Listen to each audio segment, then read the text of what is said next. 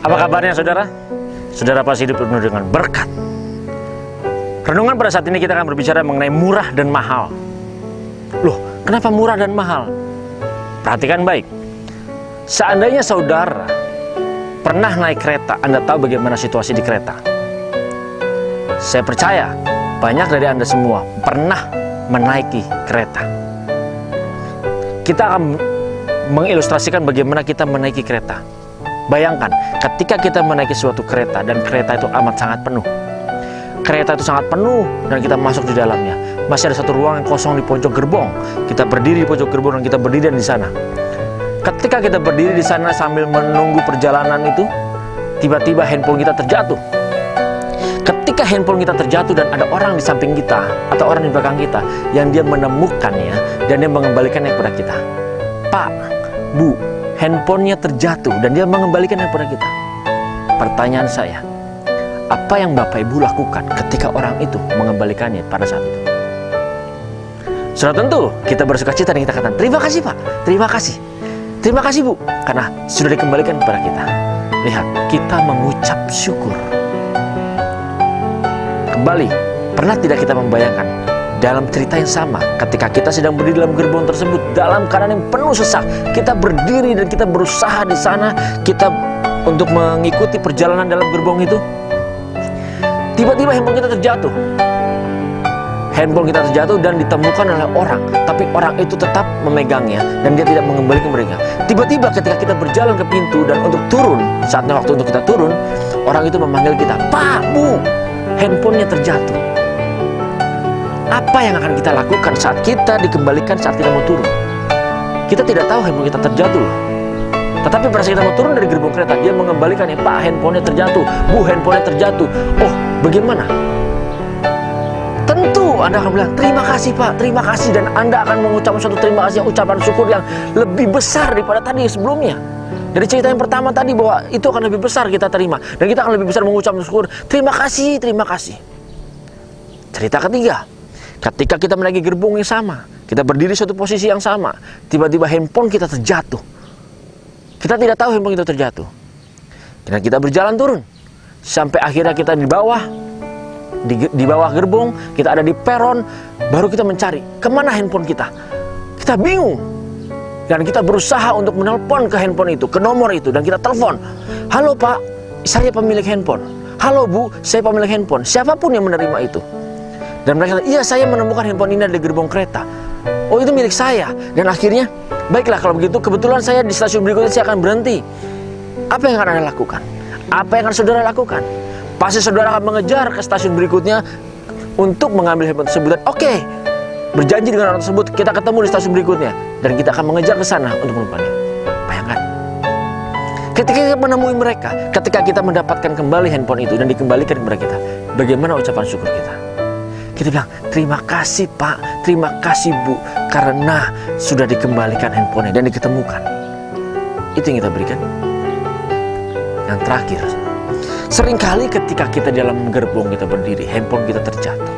Dan ada orang yang menemukannya, dia mengambilnya, tetapi dia tidak pernah mengembalikannya kepada saudara. Dia simpan sendiri, sampai kita akhirnya turun dari gerbong, kita turun dari kereta. Ketika kita turun dari gerbong, kita turun dari kereta, apa yang terjadi? Kita cari, tidak ada. Kita telepon, tidak diangkat.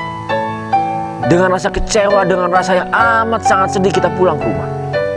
Sesampainya kita di rumah, kita masih memikirkan bahwa kita merasakan suatu kehilangan yang amat sangat. Kenapa? Karena di dalam handphone itu ada data-data, ada foto-foto kita, ada nomor-nomor kolega-kolega kita. Di situ amat sangat penting dan kita memiliki data-data yang penting di dalamnya. Dan itu semua hilang lenyap. Kita merasakan suatu kesedihan yang amat sangat. Kenapa? Karena semua data-data penting kita, semua kolega-kolega kita, nomor teleponnya ada di sana, semua catatan-catatan pribadi kita, catatan penting ada di sana, semua foto-foto juga ada di sana. Kita merasakan suatu kehilangan yang amat sangat besar. Hingga akhirnya pada suatu malam, saudara mungkin mengirim SMS kepada kepada nomor tersebut, berpikir bahwa, Pak, Bu, saya pemilik nomor ini. Apabila Bapak Ibu menemukannya, mohon dikembalikan karena saya sangat memerlukan nomor handphone ini. Saya memerlukan data-data di dalamnya. Tapi tidak dijawab-jawab sampai 1 hari, 2 hari, 3 hari. Bayangkan bagaimana kesedihan kita dan menyesal sekali karena kehilangan alat tersebut, kehilangan handphone tersebut. Sampai akhirnya orang tersebut menjawab beberapa hari kemudian, iya Pak, iya Bu, saya menemukan handphone ini. Dan akhirnya terjadilah di sana komunikasi, terjadilah kita perjanjian untuk mengembalikannya di mana kita akan bertemu. Ketika kita bertemu dan mengembalikannya, pertanyaan saya, apa yang saudara lakukan? Apakah saudara hanya berterima kasih? Saya rasa tidak. Seringkali ketika kita berjanji, oke lah nanti akan dikasih imbalan, akan dikasih hadiah segala macam.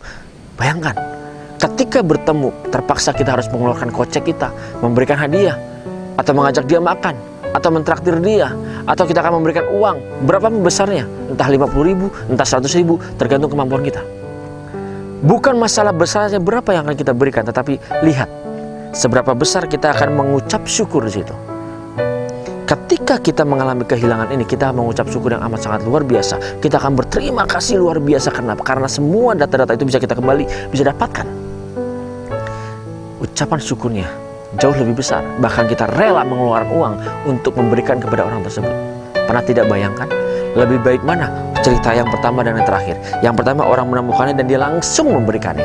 Tetapi orang yang terakhir, dia menemukannya, tetapi dia menyimpannya. Sampai akhirnya dia kembalikan. Pernah tidak bayangkan mana yang lebih baik? Sudah tentu orang yang pertama, dia jauh lebih baik. Orang yang pertama dia menemukan dan dia langsung mengembalikannya kepada kita. Tetapi pernah lihat tidak? Orang yang terakhir, dia menemukannya tetapi dia tidak pernah mengembalikannya. Ketika dia mengembalikan sudah beberapa hari, bayangkan mungkin saja dia sudah memeriksa data-data kita, dia sudah menyalin semua kontak kita, dia sudah mencatat semua data-data penting dan setiap kolega-kolega kita. Pernah kita bayangkan? Siapa yang diberikan penghargaan yang paling lebih besar? Yang pertama atau yang terakhir? Nah, itulah amat sangat mahalnya penghargaan kita, amat sangat mahalnya ucapan syukur ketika kita mengalami suatu kehilangan. Maka saudara, jangan sampai kita mengalami kehilangan. Apapun itu, karirmu, kehidupanmu, keluargamu, pekerjaanmu, pelayananmu, apapun bentuknya. Sahabat-sahabatmu, jangan sampai engkau merasakan kehilangan yang amat sangat itu, baru engkau mengucap syukur dan engkau menjaganya sedemikian luar biasa. Jadi mulai hari ini, perhatikan baik, siapa yang paling baik dari yang pertama dan yang terakhir, dan bagaimana apresiasi kita, ucapan syukur kita, yang pertama atau yang terakhir. Pesan saya, janganlah dulu kita merasakan suatu kehilangan, baru kita memberikan suatu ucapan syukur yang luar biasa. Karena itu semua ditentukan sikap kita ketika kita merasakan bahwa kita mengalami suatu kehilangan yang luar biasa. Di saat itu baru kita memberikan suatu ucapan syukur yang luar biasa.